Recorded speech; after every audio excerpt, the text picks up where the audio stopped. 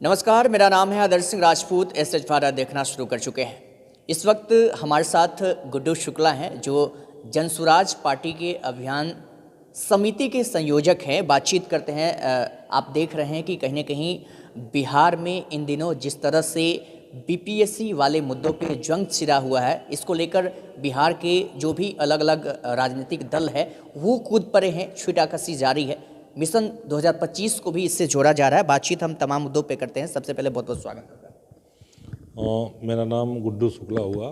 मैं DSC member अभियान समिति का संयोजक हूँ और फिलहाल मरवन प्रखंड और मतलब काटी विधानसभा दोनों प्रखंड। अच्छा, ये बताइए कि जिस तरह से बीपीएससी एक मुद्दा बिहार में इन दिनों उभर कर सामने आ रहा है, बीपीएससी वाले मुद्दों पे आपके पार्टी के स्टैंड का आगे भविष्य पे क्या प्रभाव पड़ने वाला है? बीपीएससी का प्रभाव पड़ेगा इसलिए क्योंकि युवाओं का देश भारत को बोला जाता है और प्रदेश भी बिहार युवाओं का प्रदेश है। तो अगर युवा ही हमारे सुरक्षित नहीं रहेंगे तो फिर बिहार कहाँ सुरक्षित रहेगा। और बीपीएससी मुद्दे पर बोलना इसलिए ज़रूरी था कि दोनों लोग, रूलिंग पार्टी अपोजिशन पार्टी, ये दोनों लोगों ने मिलकर के सीट को बेच दिया पूरा।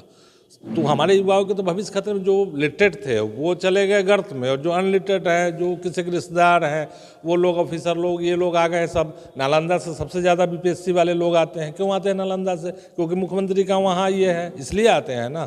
तो कहीं ना कहीं ये लोग भ्रष्टाचार कर रहे हैं।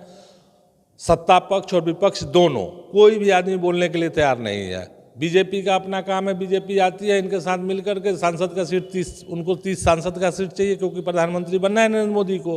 वो 30 सीट लेके चलेगा और बिहार को बेच दिए। स्वराज को कहा जा रहा है बी टीम है। फिर आप जनसुराज को आरोप तो लगेगा जब आप उभरते हैं। आलोचना अगर होती है तो आप समझ लो कि आप तरक्की कर रहे हो। तो हम तरक्की कर रहे हैं, आप करो आलोचना जितना करना है।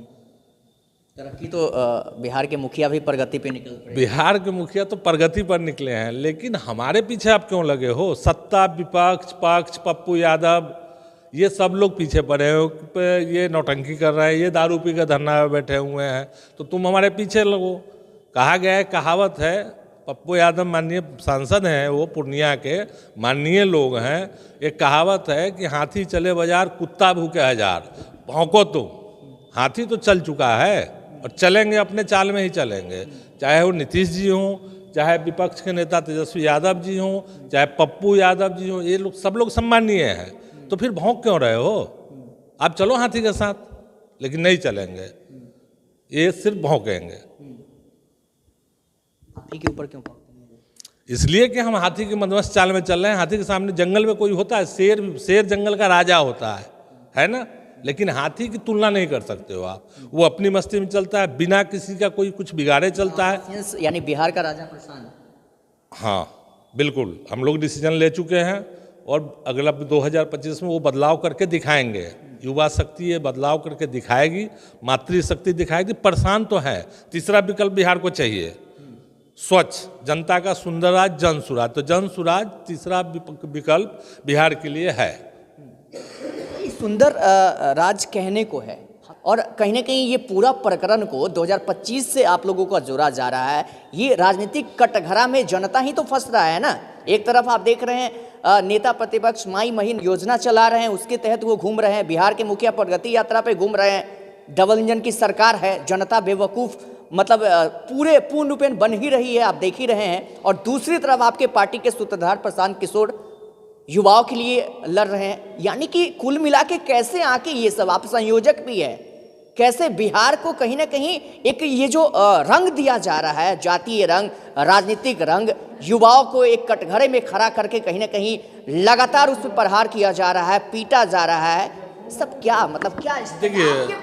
देखिए मेरे पार्टी का स्टैंड ये है कि मैं डोर टू डोर जा कर के, हम लोग अभियान कमेटी से आते हैं। हमारा काम ये है कि डोर टू डोर जा कर के जो ये 5 किलो अनाज पे बिक रहे हैं लोग, मुर्गा चावल पे बिक रहे हैं, दारू पी के बिक रहे हैं, उनको समझाना है कि आप बिक रहे हो, आप अपनी दुर्दशा तो कर लिए, आप अपने बच्चे को भविष्य मत खराब करो।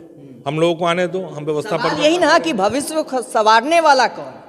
भविष्य हम संभालेंगे। 25, 30, 40 साल से देख लिए भविष्य संभालने वाले को। उन्होंने क्या किया? सिर्फ गर्त में धकेला इसको। ये कभी मगध सम्राट हुआ करता था, गौरवशाली इतिहास है बिहार का। क्यों आधे हिंदुस्तान पे अब अफगानिस्तान तक मगध साम्राज्य का शासन था, आज कहाँ हैं हम? आज सिर्फ समेट के रह गए। झारखंड भी था, वो भी कट गया, तो बिहार में समेट के रह गए। हम यहाँ से मजदूरी करने जा रहे हैं। बुलेट ट्रेन देखना हो तो गुजरात जाइए, मेट्रो देखना हो तो चले जाइए दिल्ली, बिहार में नहीं देखना है आपको। तो उसको सही करना है, हमारे भविष्य सुरक्षित करना है। हम मगध साम्राज्य बनना चाहते हैं और बनेंगे, इसलिए कि हमारा गौरवशाली अतीत है वो, हम उस सम्मान को पाना चाहते हैं और पाएंगे। तो लड़ेंगे नहीं तो पाएंगे कैसे? आपने तो गर्त में धकेल दिया, बिल्कुल जारी रहेगा जब तक पा नहीं लेते हैं, जब तक मुकाम हासिल नहीं हो जाता है तब तक लड़ाई जारी रहेगा।